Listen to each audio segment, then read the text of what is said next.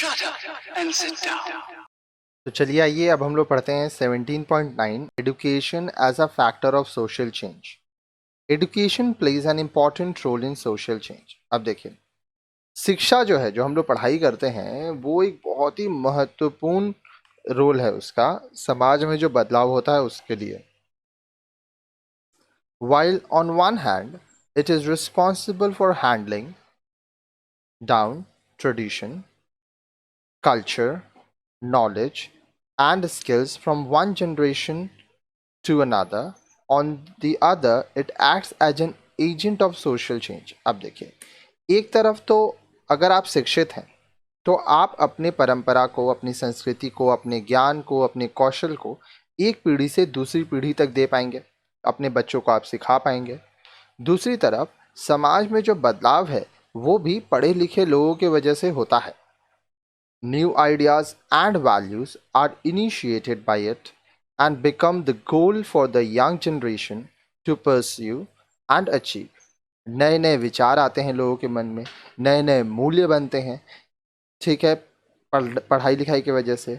और जो young generation है, जो जवान लोग हैं, जो युवा पीढ़ी है, उनके लक्ष्य होते हैं, ठीक है, वो लक्ष्य बनाते हैं और उनको पूरा करते हैं। One of the sociologists has defined education as the influence exercised by the adult generation upon those who are not yet ready to adult life.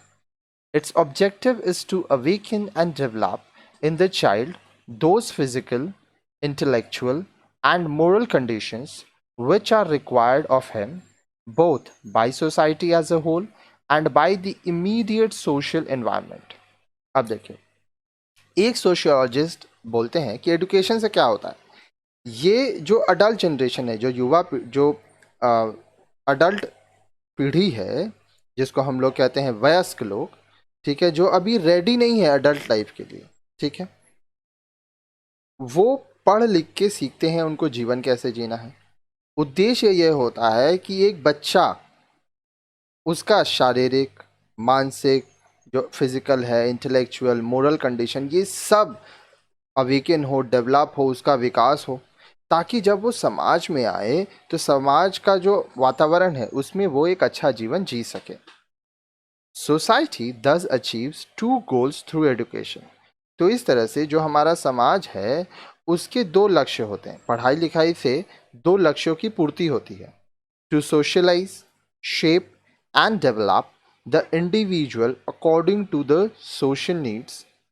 अब देखिए, जो व्यक्ति पढ़ रहा है, समाज में जो ज़रूरतें हैं उसके अनुसार उसको यह सिखाया जाए कि समाज में उसको किस तरह से रहना है, कैसे सोशलाइज होना है, कैसे अपना विकास करना है, कैसे आपको अच्छे से रहना है। To fulfill society's needs concerning human resources such as training for the specialized skills in industries and technologies of the modern economy. अब देखिए, आप जिस समाज में रहते हैं उस समाज की भी तो ज़रूरतें हैं, आप ही से समाज बनता है। तो हर एक व्यक्ति कुछ ना कुछ चीज़ों पर स्पेशलाइज्ड स्किल्स होते हैं उसके, वो काम करता है। कोई डॉक्टर बनता है, कोई टीचर बनता है, कोई किसी के यहाँ जॉब करता है। तो ये सब क्या है, आप स्किल्स सीख रहे हैं, आप इंडस्ट्रीज़ में काम करते हैं। आज जो हमारा आधुनिक दुनिया है, जो मॉडर्न इकोनॉमी है, आधुनिक आपके अर्थशास्त्र है, उसमें भी तो इंडस्ट्रीज़ है, टेक्नोलॉजीज़ हैं। तो लोगों को नए नए टेक्नोलॉजी के बारे में सीखना पड़ता है। आज जो मैं आपको ऑनलाइन पढ़ा रहा हूँ, ये क्या है, ये एक टेक्नोलॉजी है।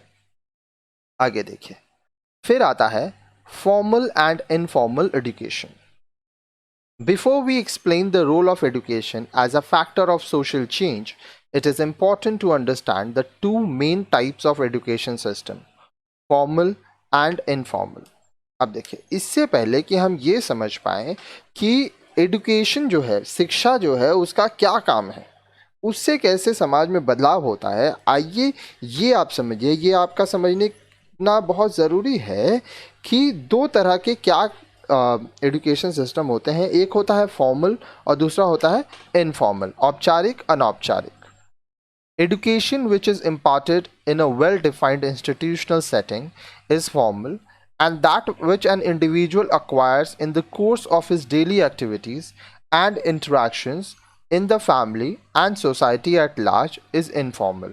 आप देखिए, लोग वो शिक्षा जो कि एक संस्था में जाके लेते हैं, आप स्कूल जाते होंगे, कॉलेज जाते होंगे या कहीं ट्यूशन पढ़ते होंगे, तो ये क्या है, ये फॉर्मल एजुकेशन है, ठीक है। इसको हम लोग औपचारिक कहते हैं, फॉर्मल कहते हैं। और वो शिक्षा जो आप हर रोज सीख रहे हैं, आप किसी से मिल रहे हैं, अपने जो काम कर रहे हैं, आप अनुभव से सीखते हैं, उसको हम लोग कहते हैं इनफॉर्मल। इनफॉर्मल चीज़ें आप अपने परिवार से, अपने समाज से सीखते हैं। Informal education dominates in societies which are deficient in proper schools or where a formal schooling system is yet underdeveloped. अब वो समाज जहाँ पर अभी स्कूल नहीं आया है या सही तरीके से लोगों को शिक्षा देने का कोई प्रणाली नहीं बना है, वहाँ पे इनफॉर्मल एजुकेशन होता है। In tribal and agrarian societies this is apparent. अब जो आदिवासी होते हैं या वो लोग जो कि खेती बाड़ी करते हैं, वहाँ पे उनके घर के बच्चों को घर पे ही शिक्षा दी जाती है, समाज से ही वो अब सीखते हैं चीज़ों को। In such societies children learn the language, traditional practices, fables, folk songs, music, and productive skills like cattle rearing and sewing, etc., through observation and interaction with their kinsmen. अब ऐसे समाज में क्या होता है, बच्चे जो है वो भाषा अपने घर में सीखते हैं, जो उनकी परंपराएं होती हैं वो सीखते हैं, फेबल, फोक सॉन्ग्स, म्यूज़िक, फिर प्रोडक्टिव स्किल्स। तो ये सब चीज़ अपने आसपास के लोगों के साथ, अपने घर के लोगों के साथ, अपने वंश के लोगों के साथ रह के वो सीखते हैं। Even in advance societies children receive informal education along with the formal learning they undertake in schools. अब जो विकसित समाज है, जो एडवांस सोसाइटीज़ है, उसमें भी जो बच्चे होते हैं उनको भी इनफॉर्मल एजुकेशन मिलता है, क्योंकि परिवार के साथ, समाज के साथ तो वो रह ही रहे हैं, साथ ही साथ उनको फॉर्मल एजुकेशन भी मिलता है जिसके लिए वो स्कूल जाते हैं। For example, manners, etiquette and social skills are learned by observing of the behavior of family members and those in the immediate surroundings.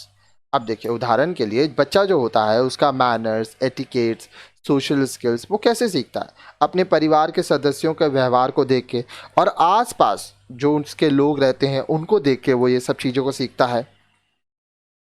Formal education characterizes modern education as we know it today. अब formal education में modern education आता है जो आज हम लोग देख रहे हैं। Its chief components are regular and recognised school. अब देखिए, रेगुलर स्कूल होते हैं, रिकॉग्नाइज्ड स्कूल होते हैं जिनकी मान्यताएं होती हैं, ठीक है। Definite and properly spelled out content. अब देखिए, जो भी चीज़ें पढ़ाई जा रही हैं वो निश्चित होती हैं, साथ ही साथ प्रॉपर तरीके से उनको बताया जाता है। Definite rules and regulations. हर एक संस्था जो होती है जहाँ पे फॉर्मल एजुकेशन है वहाँ पे रूल्स एंड रेगुलेशंस होते हैं जिनका पालन करना पड़ता है। आगे देखिए, we now focus on the role of education as a factor of social change.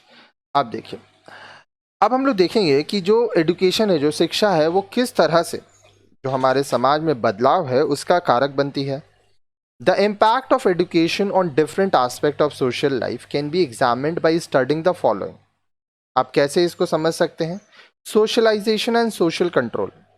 अब देखिए, सोशलाइजेशन होता है, सोशल कंट्रोल होता है। Development of human resource and stratification, जो मानव संसाधन है इसका विकास होता है। स्ट्रैटिफिकेशन, इसका विकास होता है। पॉलिटिकल एजुकेशन, लोग राजनीति के बारे में भी सीखते हैं। तो काफ़ी सारी चीज़ें हैं जो हम लोग यहाँ देखते हैं। अब इन सब चीज़ों के बारे में आप आगे के वीडियोस में देखेंगे। सबसे पहले हम लोग सोशलाइजेशन एंड सोशल कंट्रोल के बारे में पढ़ेंगे, जो कि आपके नेक्स्ट वीडियो में आप पढ़िए।